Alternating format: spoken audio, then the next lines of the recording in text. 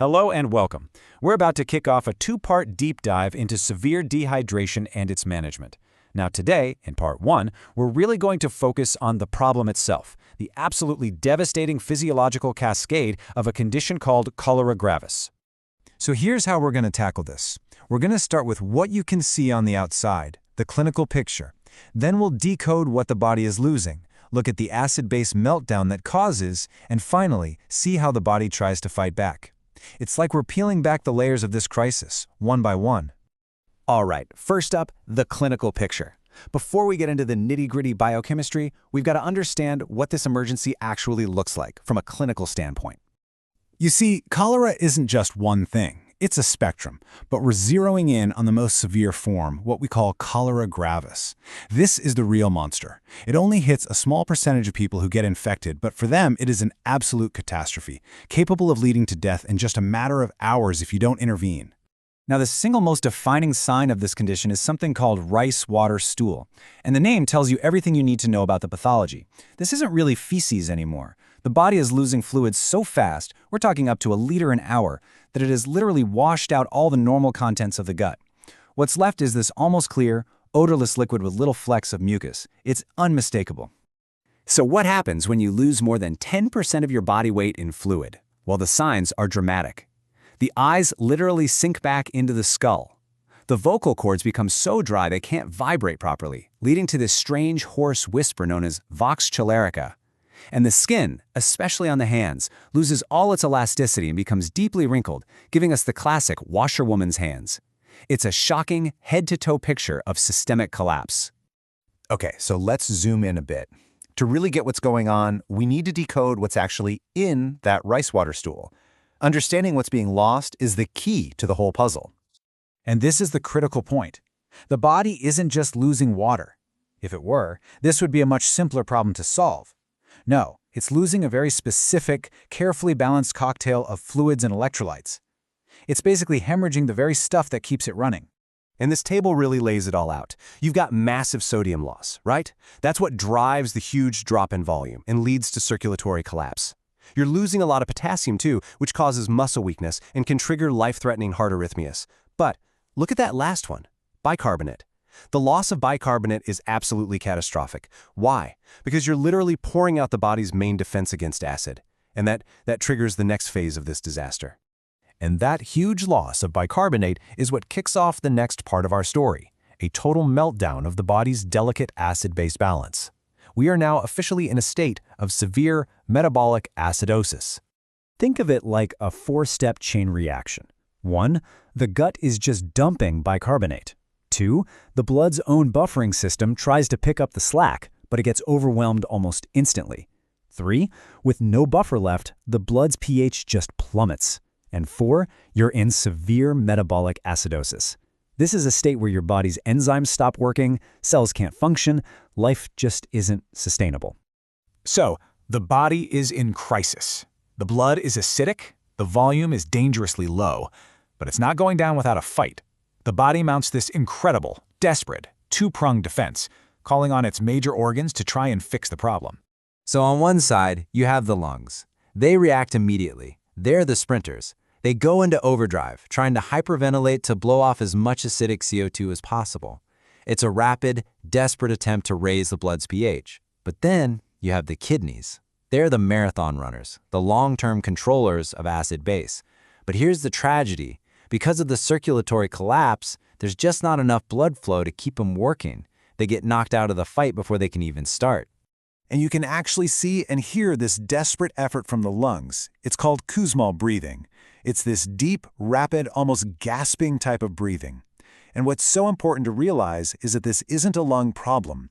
It's the body's reflexive, last-ditch attempt to use the lungs to fix a metabolic catastrophe.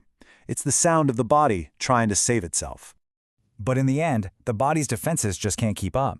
The scale of the problem is too big. The lungs simply can't blow off enough acid to compensate for the amount of bicarbonate being lost. And the crisis happens too fast. The kidneys are out of commission before they can do any good. And this creates a vicious downward spiral of falling blood pressure, worsening acidosis, and organ failure. Without help, there's only one way this ends. So, that is the grim pathophysiology of cholera gravis, but here's the thing. Understanding the problem in this much detail is the first step to understanding the solution, and in part 2, we are going to explore the absolutely ingenious physiological trick that can completely reverse this entire crisis. Thanks for watching. All right, now continuing with SGLT1 molecular logic and rehydration management, let's explore the beautiful science behind how we actually fix this problem. So this brings up a huge and fascinating paradox. We've just talked about how these secretory channels can get locked wide open, causing this massive flood of fluid out of the body. Logically, you'd think drinking anything would be totally pointless, right? It's like trying to fill a bucket that has a giant hole in the bottom. So how on earth is it even possible for oral rehydration to work? Well, the answer is pretty incredible. It turns out the whole system doesn't just shut down. There's a specific pathway that's completely unaffected. You can think of it like a molecular loophole, a secret backdoor that stays open for business. And this is the key that modern medicine has learned to exploit with unbelievable success. Okay, let's meet this unsung hero. It's the SGLT1 transporter. Now, what's so special about it? It's a sodium-glucose cotransporter, and here is the absolute game-changing point. Its function is not affected by those crazy high CMP levels that are causing all the chaos. So while one part of the cell is being forced to pump out water, SGLT1 is just humming along, totally unbothered, ready to do its job, which is to pull things in. And the way it works is just beautiful in its simplicity. First, you need both glucose and sodium in the gut, which, of course, we provide in an oral solution. Next, these two molecules team up and bind to the SGLT1 transporter. Then, the transporter acts like an escort, pulling them both into the intestinal cell together. And here's the magic trick. As sodium and glucose build up inside the cell, water is naturally drawn in from the gut to follow them. It's just simple osmosis. We've literally just reversed the flow of water. And I am not overstating how big a deal this was.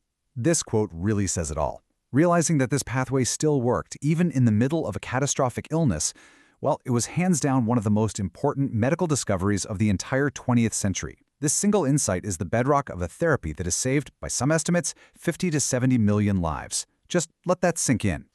You know, this is a perfect clinical pearl. It's a fantastic example of how truly understanding the deep molecular mechanisms can completely change how we practice medicine.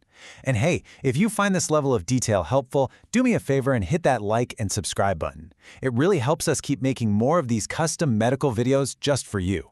Okay, so knowing about this loophole is one thing, but how do we actually use it? Well, this leads us to the brilliantly engineered solution, the World Health Organization's rehydration formula. It's like they designed the perfect molecular key to unlock that SGLT1 pathway. Now look, this formula isn't just a random mix of salt and sugar. Every single ingredient is there for a critical reason. You've got glucose and sodium in a perfect 1-to-1 ratio to get that SGLT1 transporter working at maximum efficiency. You have potassium to replace what's being lost, which prevents life-threatening heart and muscle problems. And then there's citrate. This is really clever. The body metabolizes it into bicarbonate, which directly fights the dangerous metabolic acidosis that's building up.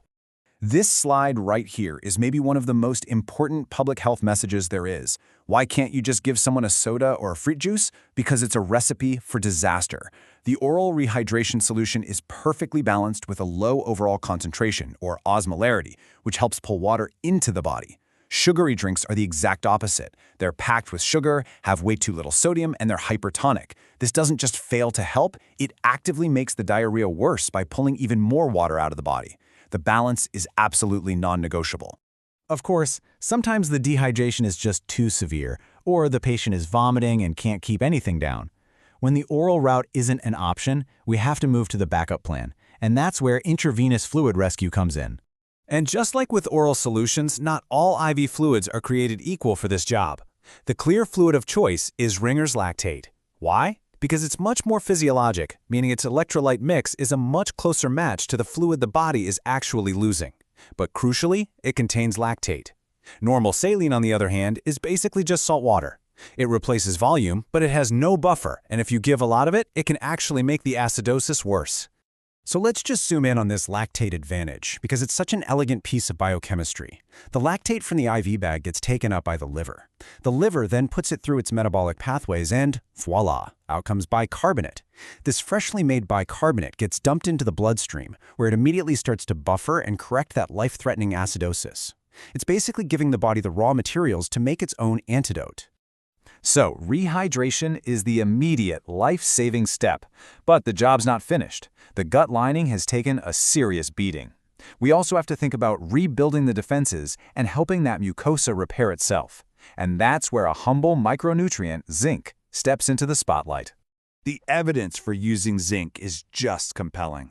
For kids under 5, adding zinc supplementation can cut the duration of a diarrheal episode by about 25%. That's a massive clinical impact. It means kids get better faster, and it reduces the overall burden of the illness. And zinc isn't a one-trick pony. It works in a bunch of different ways. It directly helps repair the damaged gut wall by promoting cell growth and strengthening the seals between cells. It also gives the local immune system a much-needed boost.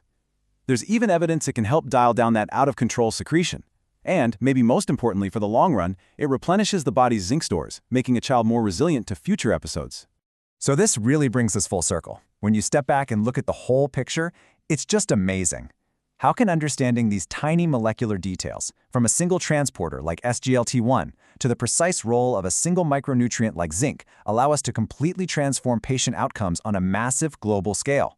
It's a powerful testament to the idea that basic science, when we apply it correctly, becomes one of the most effective life-saving tools we could ever hope for.